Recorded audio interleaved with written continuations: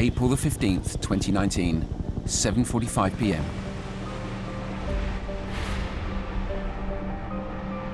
One of the most horrible things I've ever seen is the spire collapsing in a blaze into the nave.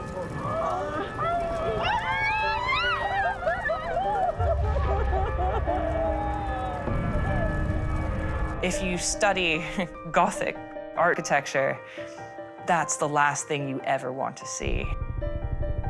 It was one of those moments, I think, that all of us who saw it will never forget. The collapse of the spire of Notre-Dame was met with universal horror. It wasn't just a gigantic monument that had collapsed, but a symbol too. An architectural feat measuring 93 meters tall. This neo-Gothic colossus, weighing 500 tons of lead and 250 tons of wood, gave Notre-Dame its unmistakable flair.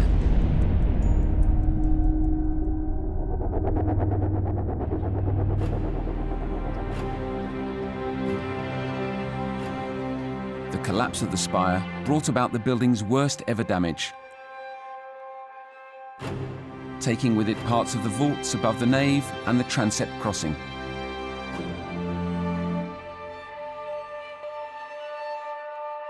It was the weak point of the cathedral in the event of fire. And yet its designers had been the saviors of Notre-Dame at the time, by consolidating it, enabling it to last for centuries.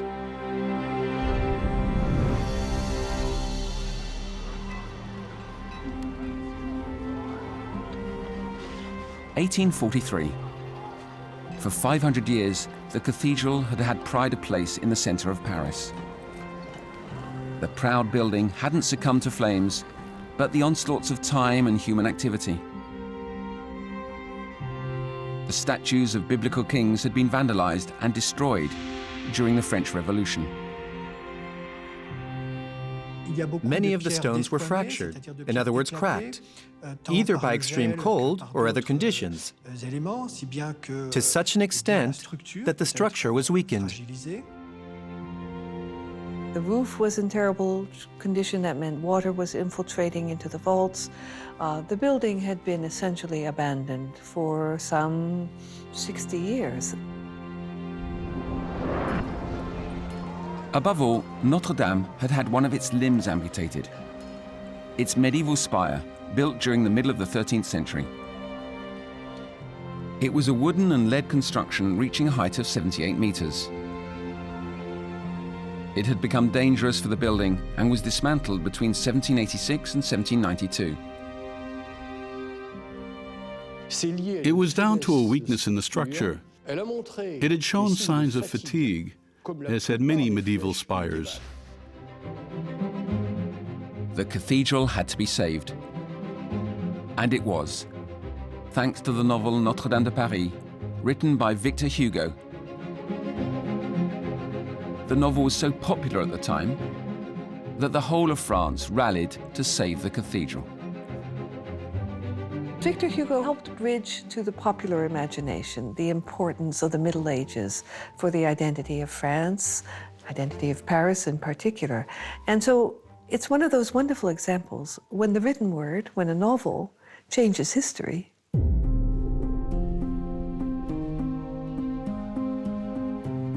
In 1843, two architects specialized in the restoration of medieval monuments volunteered to help restore the Grande Dame to its previous glory.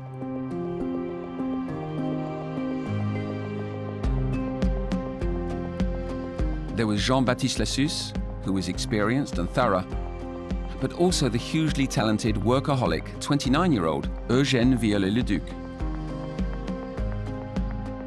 He had boundless energy, had traveled extensively, drew extremely quickly, and was capable of assimilating pages of encyclopedic knowledge while continuing to run big building projects. Viollet-Le-Duc described himself as belonging to the living and the dead. He believed himself to be the successor of medieval builders because he felt medieval and he communicated with those from the Middle Ages.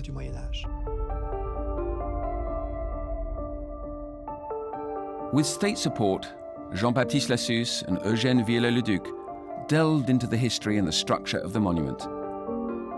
They inspected every weakness, noted every defect, and proposed a complete restoration project.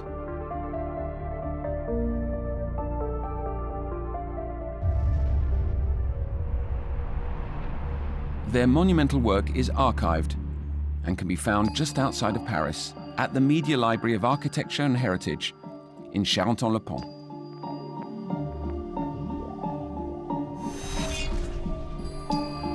The archives are exceptional both in quantity and quality. Here are 4 drawings from the 1843 competition, signed by both Viollet-Le-Duc and Jean-Baptiste Lassus. In them, we can see the grand project to restore the western facade, including the gallery of the statues of kings, the restoration of all the sculpted decorations that had been set alight during the Revolution, and also a spire designed by both architects, similar to the one that had been built in the Middle Ages.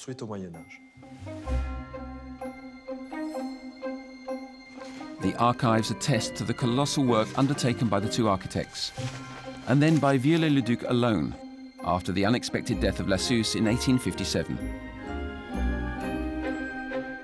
Old stones were replaced, flying buttresses replaced, reconstruction of the sculpted decorations with the creation of dozens of gargoyles and chimera, each designed individually by the architect, such as the famous Strix.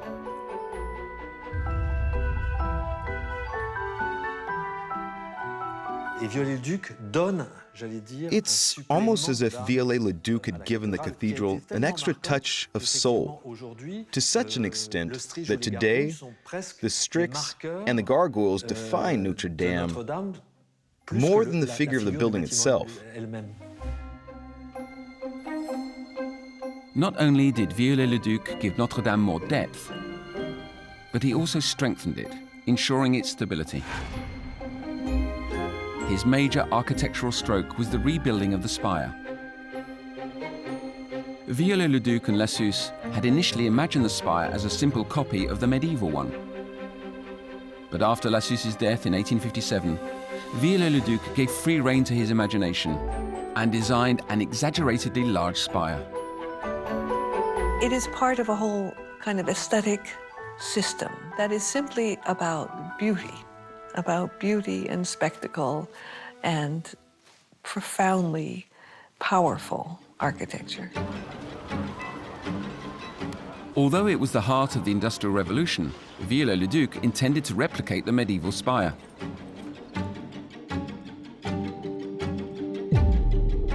It would be covered in lead, but built out of wood, just as in the Middle Ages. The spire was an integral part of the whole, and so it was inconceivable to use anything else but oak wood. There was also an archaeological challenge, which involved the renewal and invigoration of ancient know-how, in particular the skills of carpentry. In order to meet the challenge of building at a height of 40 meters, Viollet-Le-Duc needed the help of an exceptional carpenter, who was also an expert in scaffolding.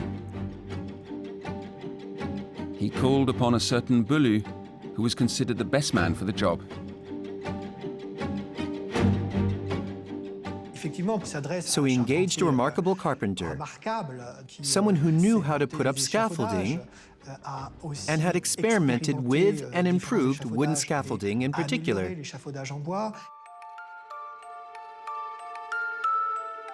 The spire that they designed ended up being 93 meters high, which was more than 20 meters higher than the medieval one.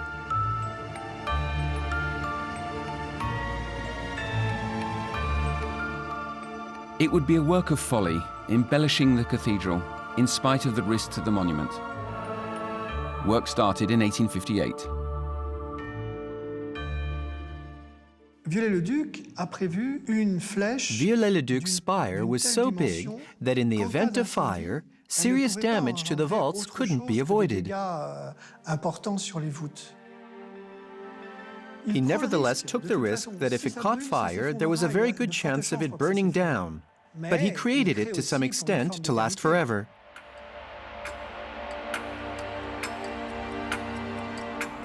Viollet-Le-Duc and Beaulieu together created a slender, aerial structure. It was both solid and extremely heavy.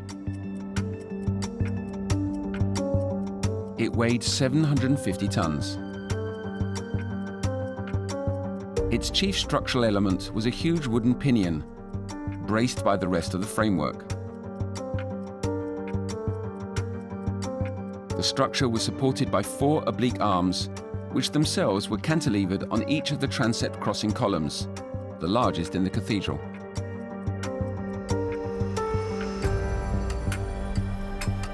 Viollet-Le-Duc counteracted this colossal weight by consolidating the transept stonework. While doing this, he surprisingly came across the original high windows of Notre-Dame, which he proceeded to restore identically. Juxtaposing a 12th century element with a 13th century element was a pure architectural idea and an educational one. The restoration was informative, but as an act of consolidation, it helped him to build further.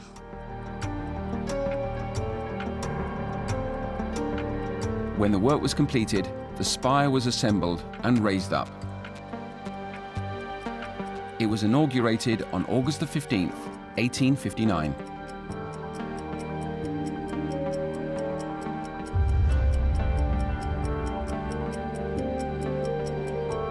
Its completion marks the last great phase of work on Notre-Dame.